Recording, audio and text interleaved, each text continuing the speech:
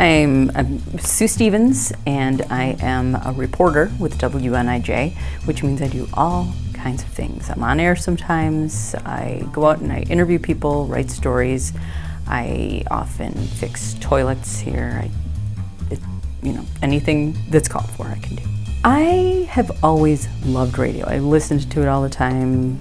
Coming out of television and into radio, I found that there could be limitations on your ability to tell stories without pictures, but it was also an exciting creative challenge because I can draw any picture I want with audio. When you are thinking about a story you'd like to cover, you always have to think about what's the sound that's going to take me to that place. Another challenge that I think a lot of people might not understand when they're getting into it is the sound has to be real. You can't go pull out some sound effects and just pop them in. These need to be real and need to happen at the place you were when you were there. When Jane's dad came in, it was like a rock star was coming in. I mean, kids were standing on their chairs and screaming. It was crazy. What makes a really, really good soundbite is when someone says something that I can't say. That's where the emotion comes in. I can give you all the facts, but only the person I'm interviewing can give you the emotion. So if someone says something like, there are 650 cows here on this farm, I can say that's a fact. But when that person goes on to say, and I love every single one of them because they remind me of my brother, I don't know. I can't say that. That's when the passion and the emotion comes through the sound bites.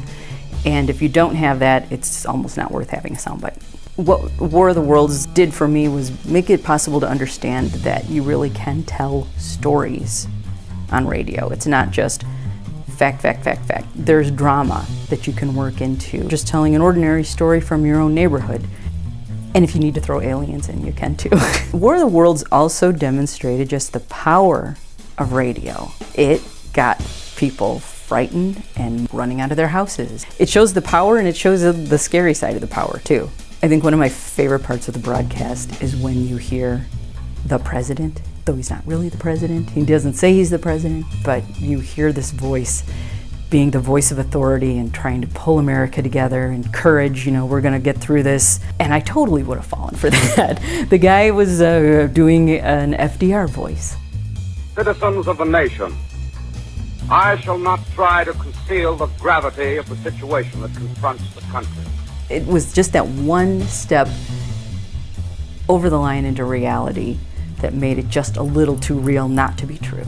What was so great about Orson Welles as the man who was bringing you this story is there's something about his voice that was just there was an authority, but a warmth, an amazing warmth that I think people felt like they could trust him, which just makes the fact that this was a big, scary lie even worse. I trust him. We annihilated the world before your very ears and utterly destroyed the CBS. That grinning, glowing, globular invader of your living room is an inhabitant of the pumpkin patch, and if your doorbell rings and nobody's there, that was no Martian, it's Halloween. And when at the end you get to hear him tell you to have a happy Halloween, I think the world is going to be okay.